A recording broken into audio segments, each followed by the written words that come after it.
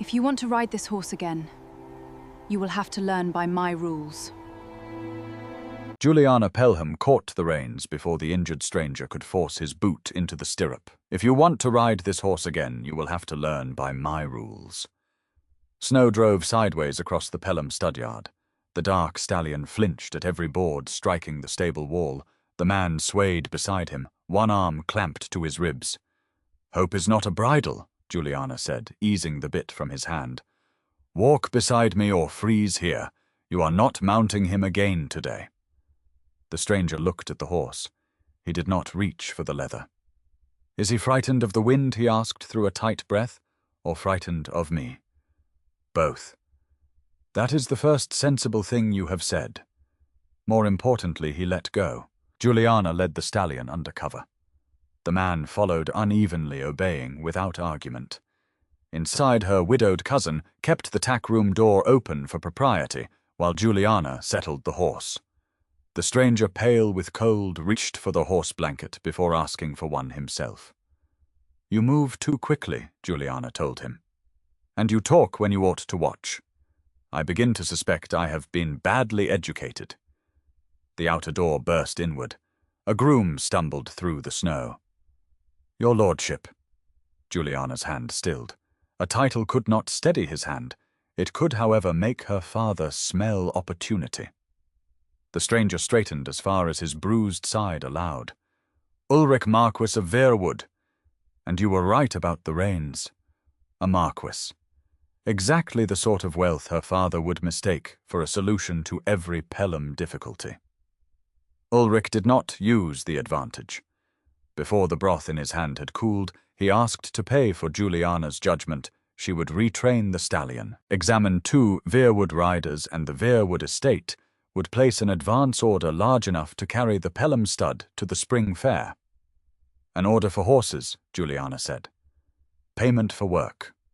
Nothing else. No courtship hidden inside gratitude, and no conversation with my father about my marriage." His brows rose. Then he smiled. "Agreed. I shall confine myself to horses where I plainly require supervision. 8 tomorrow. Exercise ring." The next morning he failed within a minute. Ulric approached the stallion, murmuring reassurance. The horse lifted its head and stepped away. "Stop speaking," Juliana said. "Step back." He obeyed. "Now 1 pace. Watch his left ear. Stop." For several breaths, nothing happened. Then the stallion's ear turned toward him. Its neck softened, the great head lowered. Ulric looked delighted rather than embarrassed.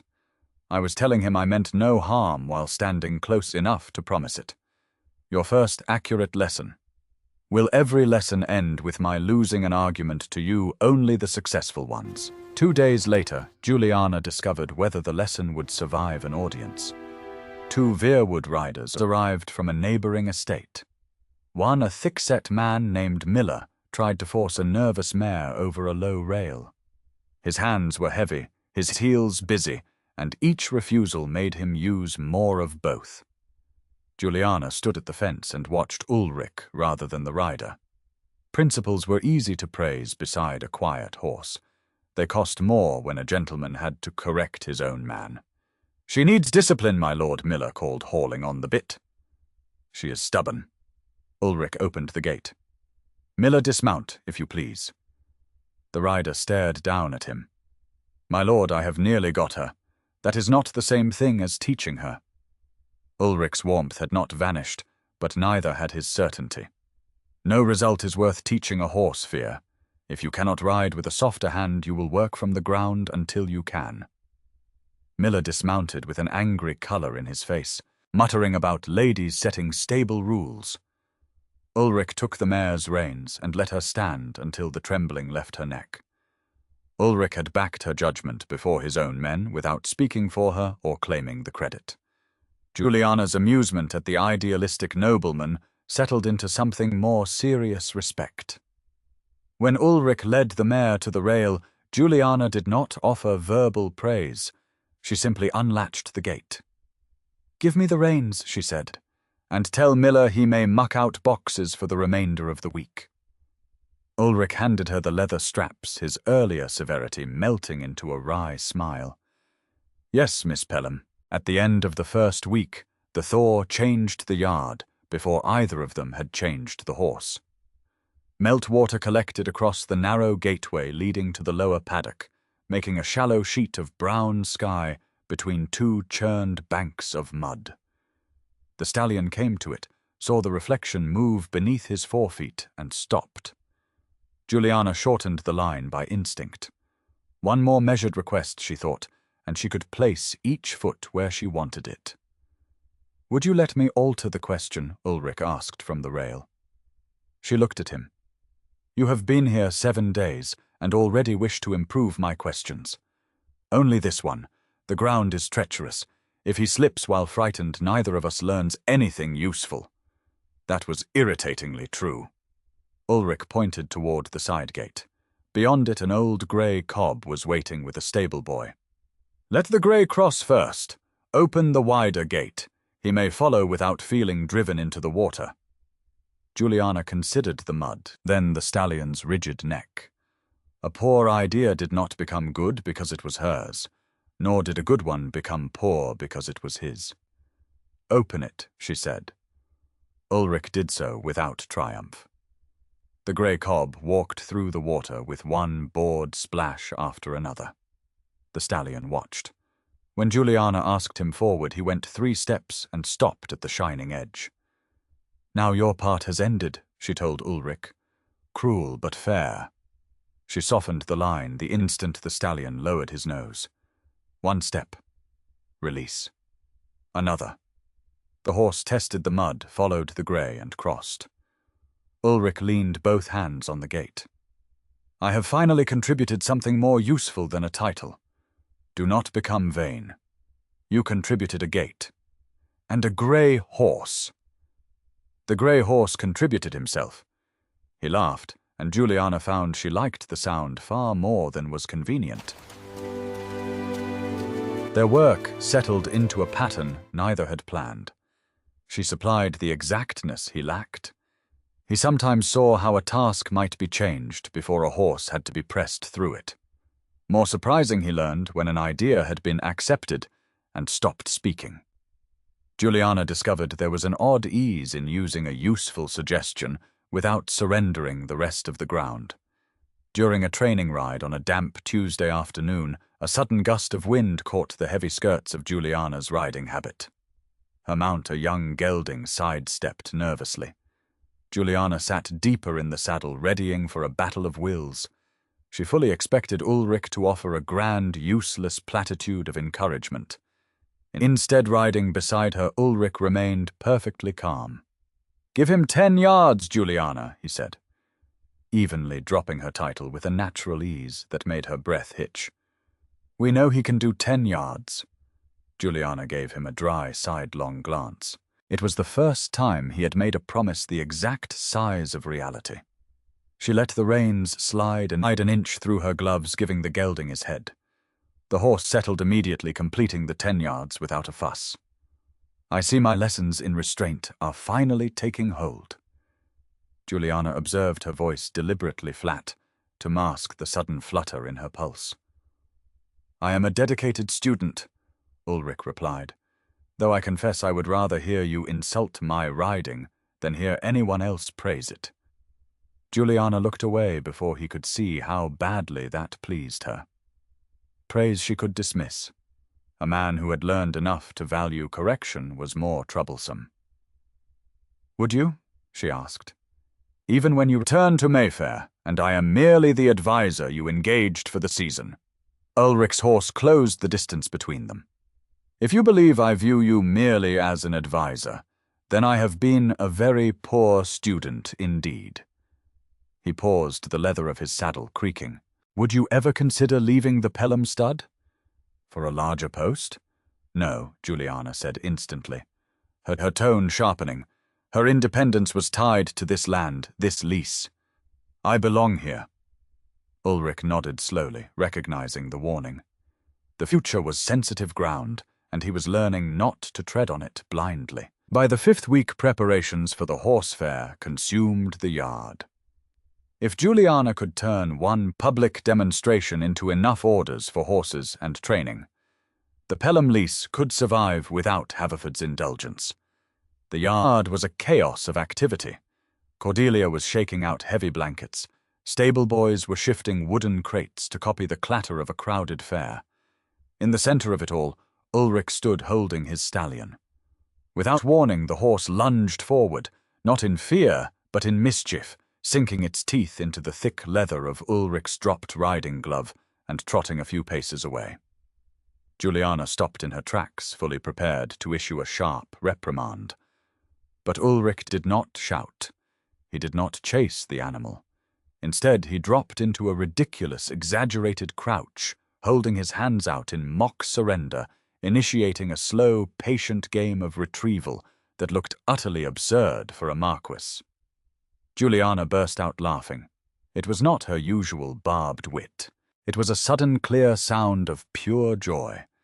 She watched him earn the glove back, applying her exact lessons of patience until the stallion dropped the leather into the straw.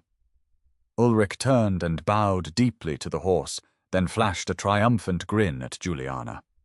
In that moment, she realized he was no longer a visiting patron. He was part of the yard. He was part of her routine.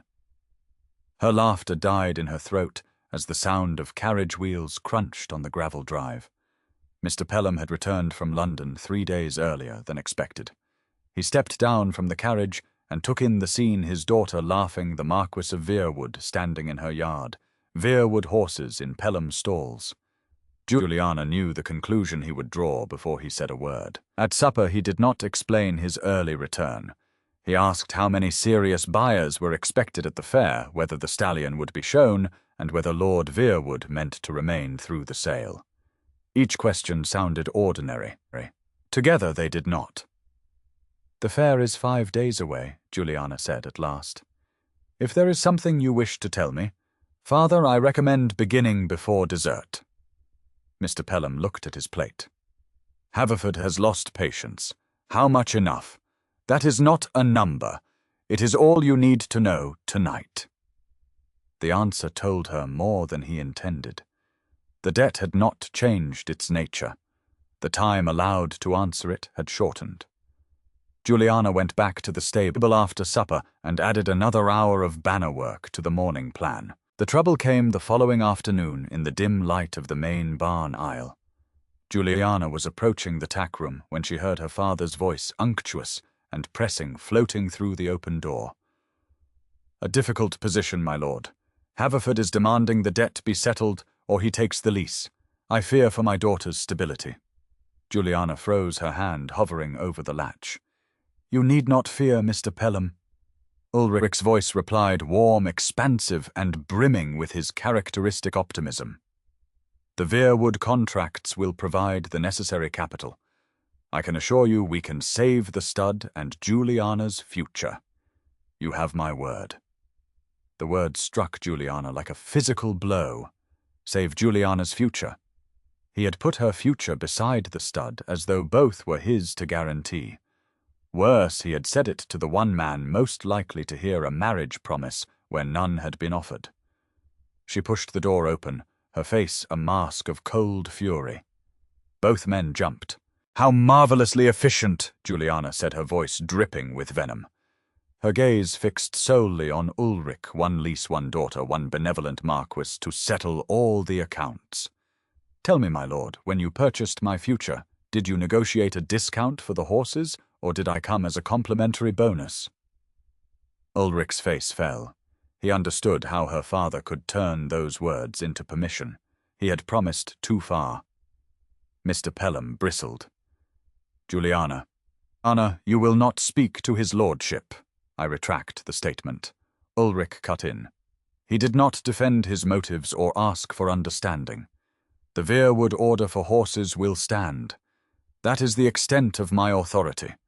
Miss Pelham's future is not mine to pledge, and it is certainly not mine to save." He stepped back deliberately, surrendering the advantage his careless promise had offered her father.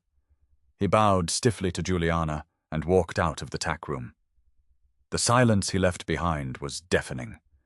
Juliana stood trembling, the victory of her sharp barb feeling entirely like ash in her mouth. She had drawn blood, but he had not fought back. He had simply yielded the ground and accepted the cost. I need you to introduce me to the buyers. It took her 3 hours to find him. He was in the far paddock, leaning against the top rail, watching the fading evening light on the hills. Juliana walked up beside him. Softness did not come naturally to Juliana, and an apology felt perilously like surrender. She leaned against the rail and stared straight ahead. "My accusation that you were trying to buy me was false," she said, her voice clipped, delivering the apology like a factual report. "You were trying to be kind. But my accusation that you were speaking for me was true. You do not have that right." Ulric's hands tightened once on the top rail, then eased. "I know. I was attempting to build a wall between you and your father's panic, and I used you as the mortar. I am sorry." He looked at her but did not move toward her. "What is your actual plan, Juliana?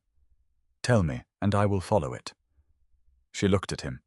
He was asking for her instruction, just as he had asked how to hold the reins. "My plan," Juliana said, her voice steadying, "is the horse fair. We demonstrate the stallion. I negotiate a permanent stud contract with the remount buyers. The revenue secures the lease. I do not marry Ellis Haverford, and I do not become a Verewood dependent." Ulric nodded slowly. "And what do you need from me?" "I need you to introduce me to the buyers," she said. "I can make the horse listen, but I cannot make noblemen listen. You can make them look. I will name the price. You will not speak for my terms, and you will not mention marriage. Introductions and my name only where you ask for it," Ulric said. Nothing more. The trust between them felt different now. It no longer rested on admiration alone. Juliana had told him exactly what she needed. Ulric had accepted the smaller part without trying to enlarge it. The morning of the horse fair broke crisp and clear. Hooves struck boards. Damp earth and horse sweat sharpened the cold air. Canvas tents crowded the grounds while hundreds of horses stamped and called. Juliana stood by the holding pens, her stomach a tight knot of anticipation. The stallion was braided and gleaming. Ulric stood beside her, his presence a quiet, solid anchor. He had not overstepped his bounds once since their argument. "You will ride him for one circuit before the buyers arrive," Juliana told him, handing him the reins. It was a test of trust. She was giving him control of the animal whose progress would be judged that day. Ulric took the leather straps, his fingers brushing hers. The contact was brief, yet her fingers remained uncomfortably aware of it after he had taken the leather. "I confess I am still afraid of him," Ulric said plainly. "I know," Juliana replied, her voice dropping its usual edge. "But I want you in that ring. Do not make me regret saying it." Ulric swung into the saddle. He rode the circuit perfectly, his hands light, his posture relaxed. He stopped exactly when she signaled, proving he could follow her lead, even when pride urged him to show more. As he dismounted, Cordelia hurried up to them, her face pale. "Juliana, your father. He is speaking with Mr. Haverford near the grandstand. He intends to announce your engagement today before the demonstration. He says it is the only way to secure the debt extension." Juliana's blood ran cold. Her father meant to recast her as a bride before she could prove herself as a horsewoman. The urge to storm the grandstand, to unleash every barbed word in her arsenal upon her father and Haverford was overwhelming. She looked at Ulric. He had already drawn breath to speak, his outrage open on his face. In another moment he would go straight to her father and make the whole fair listen to his objection. "No," Juliana said sharply, grabbing Ulric's sleeve. "The horse first. Juliana, they are stripping you of your choice. If we quarrel over my marriage now, I become the scandal," she said, her voice iron hard. "If I take the horse into the ring, I remain a horsewoman. You promised to keep to the part I gave you. Keep to it. Do not answer their marriage talk until my father ties it to the debt or to Verewood. Wait for my signal. Ulric stared at her for a long second, his idealism warring with his promise. Then he nodded. I will wait. They had scarcely reached the rail when Haverford approached. He looked from Ulric to Juliana's saddle with a thin, knowing smile. My lord, your presence makes all this bargaining seem unnecessary. Miss Pelham's security may shortly be arranged by simpler means. Juliana watched Ulric. A month earlier, he would have answered with the whole future. He looked to her instead. She gave no signal. Miss Pelham has a horse to show, he said. Ask her terms afterward. Nothing more. Juliana turned the stallion toward the ring. The public ring was lined with breeders and cavalry officers. As Juliana rode the stallion into the center, the murmur of the crowd rose around her. Her father and Haverford stood at the rail. A gust caught a painted canvas banner near the turn. It cracked against its rope like a board breaking in the blizzard yard. The stallion froze. His ears went back. His whole body tightened beneath Juliana. A few spectators shifted, waiting for the bolt. Juliana did not shorten the reins. That had been Ulric's first mistake, and many riders after him answer fear with more pressure until horse and hand were arguing about which would break first. She softened her fingers. The stallion breathed hard. Juliana turned him a quarter circle and asked for one step. He gave none. She waited. One ear came back toward her. One she murmured. The stallion stepped. She released at once. Another gust struck the banner. He trembled, but he did not leap away. Juliana asked for one more step, then another, until he walked beneath the snapping cloth. She circled and brought him past it again from the opposite hand. This time he looked breathed and went on. Only then did she complete the pattern. Applause rose when she halted, but Juliana listened first to the softer sound of the bit moving in a relaxed mouth. Half the number. The same training conditions. A cavalry officer Ulric had introduced that morning, Colonel Harcourt, came to the rail. I have seen men force a horse through worse, he said. So have I, Juliana replied. They are generally worth less afterward. Then we understand one another. He asked what she would charge to prepare a small string of young mounts by the same method and advise which Pelham stock suited the work. Juliana named a figure. Harcourt's expression changed. That is dear. It is. I can buy horses for less. You can. Juliana rested one gloved hand on the stallion's neck. You asked what I charge to send them back useful after they have been frightened. For one uncomfortable moment, Harcourt said nothing. He glanced toward two other horses being led past the rail, then toward the exit of the ring. Juliana did not fill the silence or reduce the price. Behind them, the loose corner of the same banner cracked again. The stallion flicked one ear toward it. He did not move his feet. Harcourt looked back at the horse. Half the number to begin, he said. At your rate. If they come back with that much sense left in them, we enlarge the order. Juliana let one breath pass before answering.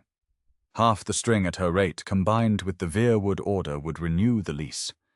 Anything beyond it would give the stud room to breathe. Harcourt had made his counteroffer. She would not bargain against herself. Half the number, she said. The same training conditions. Agreed. A breeder beside him asked whether two of his mares might be sent to Pelham stallions. Another wanted a training place held for an anxious 4-year-old. Juliana counted quickly. The first contracts would cover the lease renewal and the portion of her father's arrears threatening it. The others meant the stud would not enter summer with a knife at its throat.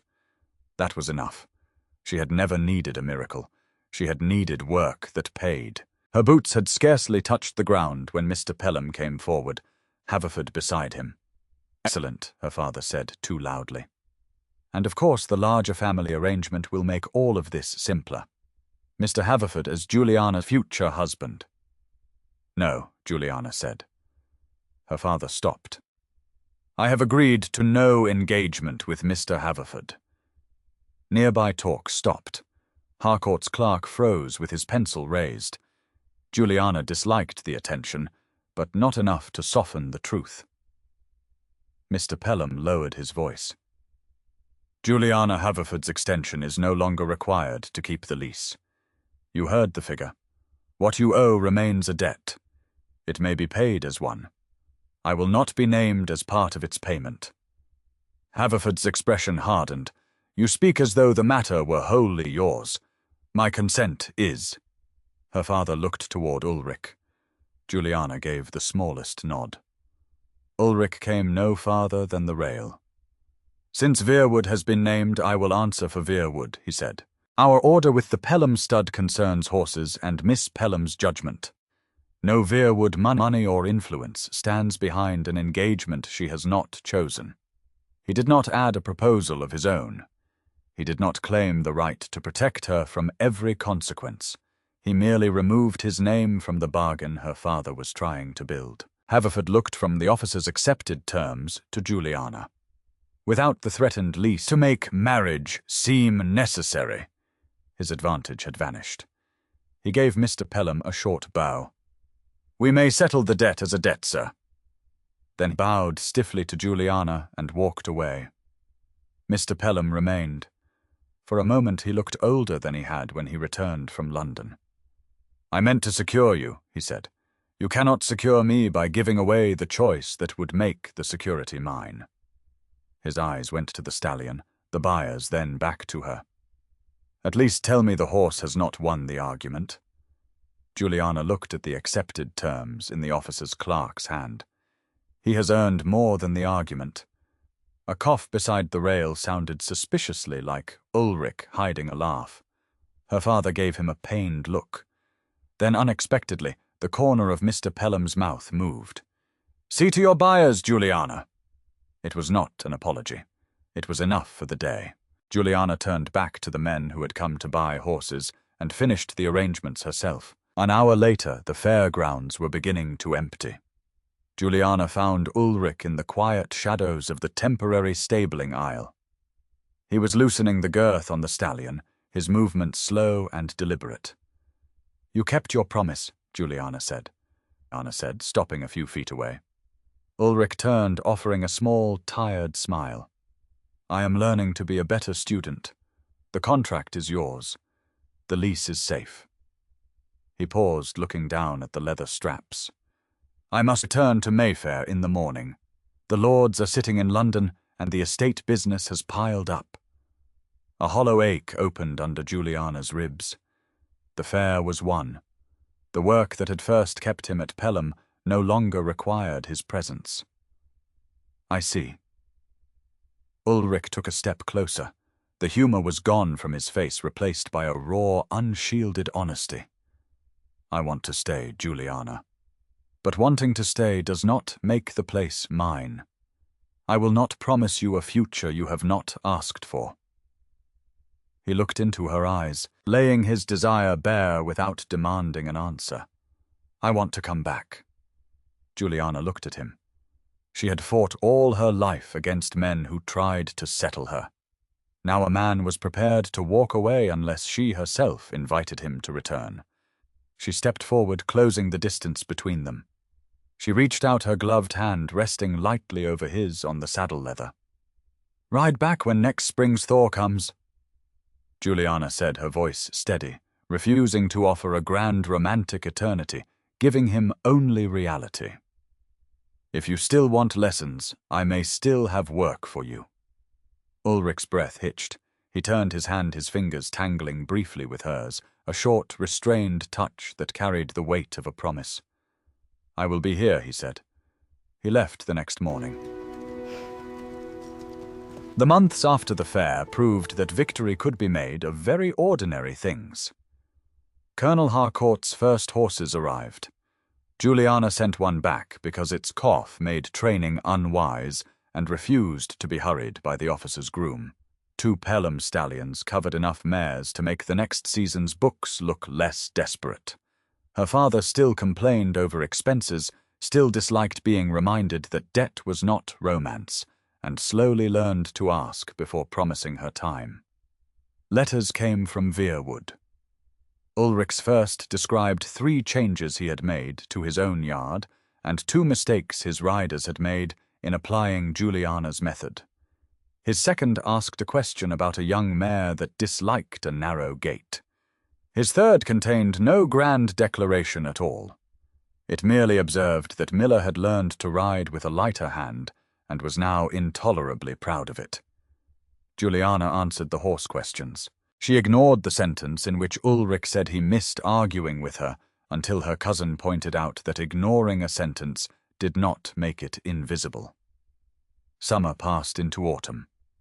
Autumn hardened into winter. The Pelham stud remained Pelham's not because anyone had married well, but because horses went out trained and payments came back on time. When the next spring thaw softened the upland road, Juliana was in the yard examining a new foal's forelegs when she heard hoofbeats beyond the gate. She knew the stride. That annoyed her before it pleased her. Juliana finished running her hand down the foal's cannon bone. Straightened and only then looked toward the lane. The dark stallion came through the gate with mud up his legs and a familiar rider in the saddle. Ulric wore a plain travelling coat. No carriage followed him. One groom came at a sensible distance behind with baggage for the cottage across the lower meadow. Ulric halted where Juliana had first taken the reins from him a year before. He waited. She looked at his hands. His left rein was too tight. "Dismount," she said. His grin appeared before his boots touched the ground. "I had all winter to improve that hand. You have wasted the season? I feared you might say so." He brought the stallion to her and placed the reins in her hand. The horse lowered his head toward her shoulder, as if the return required no ceremony at all. Juliana checked the bit. The girth marks the condition of the animal's back, and finally Ulric himself. He was wind-browned sound in both shoulders and watching her with an expression far too open to mistake. "You came," she said. "I said I would. You also once said you could save my future." Ulric winced. I had hoped a year of improved behavior might remove that from the curriculum. Nothing is ever removed from the curriculum. Then I shall accept the examination. The stable hands were listening. Juliana knew it. Ulric knew it too, and looked delighted rather than embarrassed. He had come back without a grand solution, without a house selected for her, without a marriage settlement folded in his coat.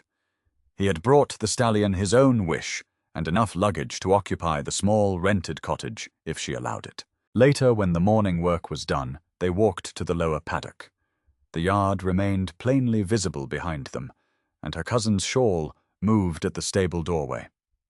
"The Verewood breeding work this spring can be managed through the Pelham order," Ulric said. "If you still wish it?" "I do. I would like to take the meadow cottage for the season. My cousin has already inspected it and declared the curtains an offense to civilized life. I shall try to endure." Juliana stopped at the fence. Ulric stopped too. He had not yet said the word. Both of them knew was waiting. She could have made him circle it for another hour. A year earlier she might have done so, simply to prove he could not hurry her. Now there was no debt at her back, no father arranging her future behind a door, no fair crowd waiting to judge which man spoke loudest. There was only the yard she had kept, and the man who had returned to it, because she had asked him to test his desire against time. "What else?" she said. Ulric smiled slightly. "I would like to court you." "Would you very much? But I am trying not to say what follows before you have answered the part actually before us. That may be the most expensive lesson I have taught you. It has taken a year." Juliana rested her forearms on the rail. "Then hear my terms." I suspected there would be terms. "The Pelham stud remains my work. Verewood's orders remain business, whether your courtship succeeds or fails. You do not offer my father money for me. You do not announce where I shall live before I have decided it. And in this yard, if I tell you your hands are wrong, Your rank will not improve them.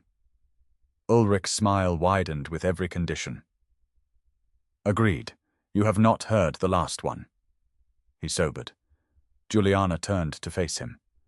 There were a dozen clever ways to keep the moment under her control. The simplest was more difficult. Stay, she said, for the season. Court me. Ask me again when we have discovered whether you can survive 6 weeks without arranging my future for me. Ulric's breath left him in a laugh that was almost disbelief. Juliana. That is not an answer. Yes. Gladly. Entirely. She raised one brow. He stopped, caught himself, and amended. Yes. Better. He kissed her then briefly and carefully after she closed the remaining distance between them. When he drew back, his face held the same delighted astonishment it had worn the first morning the stallion lowered his head. You are smiling like a fool, Juliana said. I have a very good reason. Do not become dependent upon it. Then I shall acquire several reasons. That sentence alone may cost you another lesson. He seemed pleased by the prospect. The life that followed was not one uninterrupted stay beneath a roof. Verewood had estates, London had claims on a pier, and Juliana had no wish to turn duty into another proof of love. Ulric sometimes rode south. What changed was simpler departure ceased to mean disappearance. He returned to the meadow cottage and the training yard, because she wished him there. Before the first 6 weeks were over, the stable hands had stopped looking up whenever the Marquess of Verewood appeared at the Pelham gate. One bright morning, Juliana and Ulric rode the upper lane with 2 young horses destined for autumn work. The dark blue skirt of Juliana's riding habit stirred against her mare's flank. The hedges were green, the road still soft from rain, and the dark stallion moved under Ulric with the easy confidence of an animal no longer expecting every hand to become a contest. At the crest of the hill, the stallion lifted his head. Juliana glanced across. Your left rein. Ulric loosened it at once. The stallion settled. I was certain that one was correct, Ulric said. That is why you remain dangerous. Then I had better remain under instruction. For the season. Of course. And after that, Ulric looked at her, but he did not answer too quickly. Juliana smiled. Ask me when we reach the next gate, she said. He laughed and let the stallion lengthen his stride beside hers.